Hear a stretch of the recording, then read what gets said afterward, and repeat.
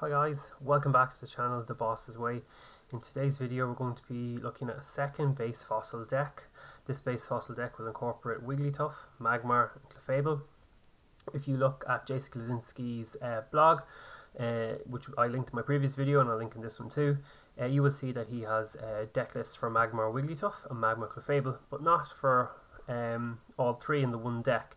So I decided I'd give this a go because I really like Wigglytuff's Do the Wave, which is 10 plus 10 more for every bench Pokemon you have. So it can get up to 60 and do really big damage. 60 is a pretty big number in base fossil. And then of course with plus powers you can ramp that up even more to get one hit KOs, even on big basics. Then Clefable's metronome is just a silly attack. For one colorless, any kind of energy at all, to use metronome you can copy any of the defending Pokemon on your opponent's side of the field attacks, and you don't need to have the energy requirements. So say for instance if you're up against base set Venusaur, 4 grass energy for Solar Beam, you just need to attach 1 energy to use metronome, and metronome will let you use Solar Beam back. So it's just a crazy powerful attack. And then we have Magmar here, which is your ideal lead for the deck. Magmar's Smokescreen does 10 damage, and if the defending Pokemon tries to attack during your opponent's next turn, they have to flip a coin, and if tails, the attack does nothing. So really good for stalling out and giving you time to build up your bench with your Jigglypuffs to get your Do the Wave damage going, Wigglytuff, and also to get your Clefables and your Clefairies. We also play Scyther in the deck as well, as you'll see, and just to fill up your bench so that Do the Wave does the most damage it can do. Magmar also has Smog, flip a coin, if heads, defending Pokemon's out poison for 20 damage, which is pretty good too. So let's dive into the bones of the deck here.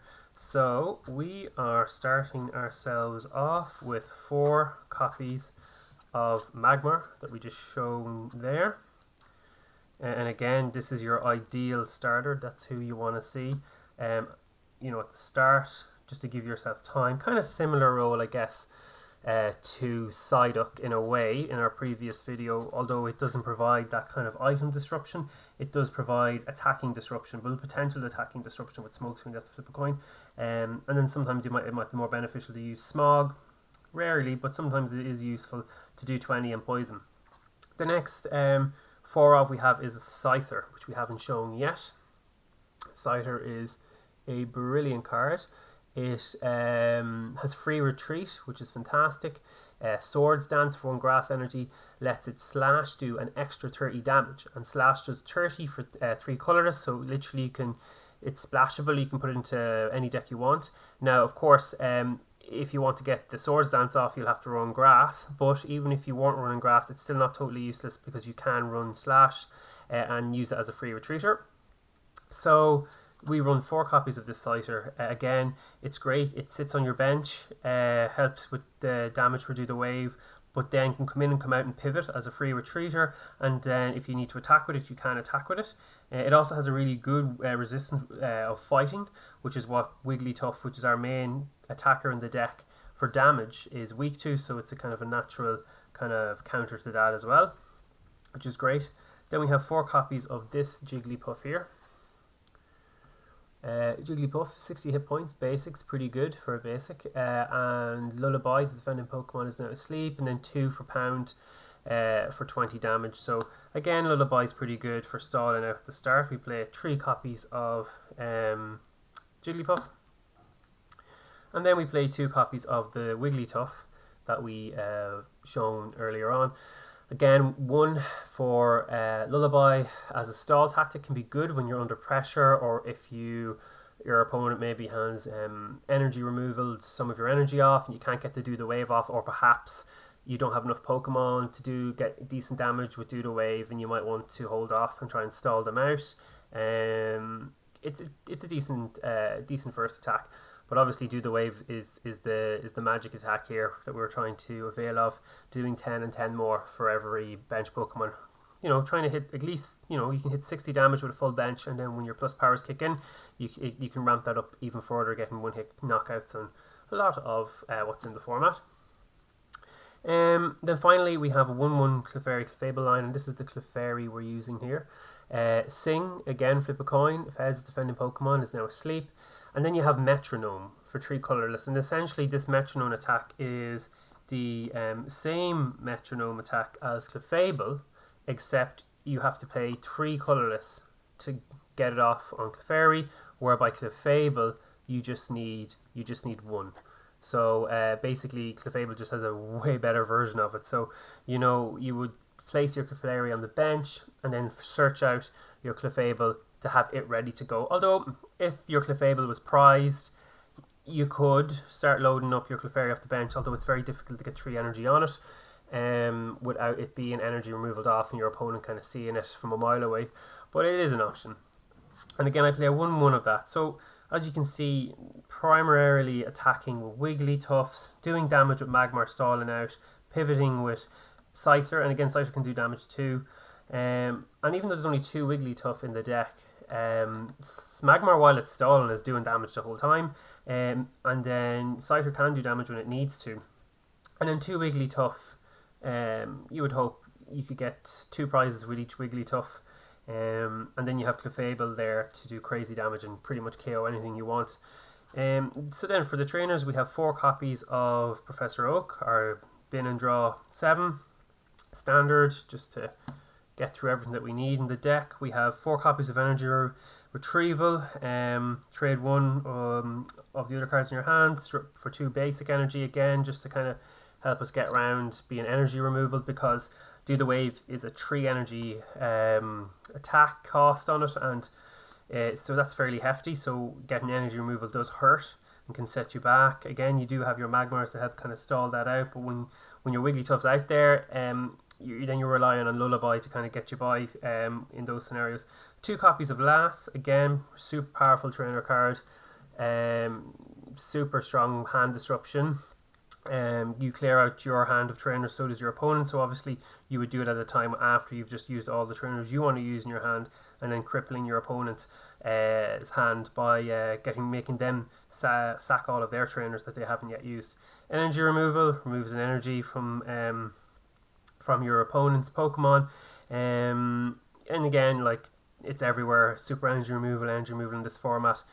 It's probably the reason why a lot of people don't like base fossil, because of energy removal, but it is part of the format, so you need to have it in your own deck as well. Computer Search, as we said in the last video, just a busted card. Bin 2 cards, but you get anything you want from the deck. Item Finder, 3 of Item Finder, so very good for getting back resources that have been put into the discard pile. Super energy removal, again kind of the ramped up version of energy removal. You sacrifice one of your own energies off the board and you get to take an extra one, so that's 2 energy off your opponent. 4 copies of Bill, again consistency, drawing. This format lets you draw and get. Again, there's no distinction between trainers and items, so you can go back to back Bills. 3 copies of Plus Power, so this is the card I was talking about earlier on with Do the Wave. So you only can attach 1 plus power per turn. Am I actually right in saying that? Actually, no, you can't. That's not true. You can actually play more than 1 plus power in this.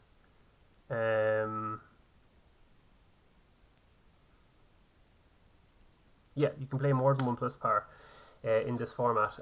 So you can actually, I was thinking of like older or newer formats like with Choice Band and I suppose things like Expert Belt and things like that, whereby you can only attach 1, but back in the day you could ramp up plus power. You could put 2 plus power on and do a plus 20 or a 3 plus power and a plus 30. So when you're thinking about Do the Wave, you can do 60 with a full bench, 1 plus power 70, 2 80, 3 90, to get a huge knockout if needed. Or ideally you'd be maybe using 1, maybe a 70, and then next turn another 70, and then with a different Wigglytuff for the same one again 70, and spreading it out that way. But it's an option. Then we have 2 copies of Gust of Wind, which is basically take anything off the bench and bring it to the active to attack and target it. And then we have 1 copy of Super Potion, where we discard 1 card attached to one of our own Pokemon, and we get to heal up to 4 damage counters from that Pokemon, just for recovery as well. Again, kind of helps when we only have run to Wigglytuff. Looking at the energy line, we have a grand total of 12 fire energy. So plenty of fire energy again in this format that has so much removal. And then Wigglytuff has so much, like 3 energy cost is real heavy, especially in a format where your energies don't stick around too long. So you kind of nearly need to be throwing down your energy and then attacking that same turn, especially when you're using the last card I'm going to show you, which is our DCE, 4 copies of DCE, double colorless energy. So you're only really throwing these down on the same turn that you're attacking. So for instance, you have 1 fire energy on your Wigglytuff. You only slap down your DCE when you're ready to attack, because it's just a sitting target for energy removal or super energy removal, and then you can't use it, and there's no way really of recovering your super energy removal, or your double colorless energy. So you kind of want to capitalize on it as you play it. So yeah, that is our deck profile from Magmar, Wigglytuff and Clefable. Let me know what you guys think of it anyway. It's a pretty fun deck, I suppose. With the Wigglytuff and the Clefable, at times you can brick a bit with the deck, which is probably why on Jason's site it's one or the other. But I kind of like the versatility of having Clefable and Wigglytuff in the same deck together. Well, anyway, let me know what you think, guys. And this has been The Boss's Way, and we'll talk to you next time.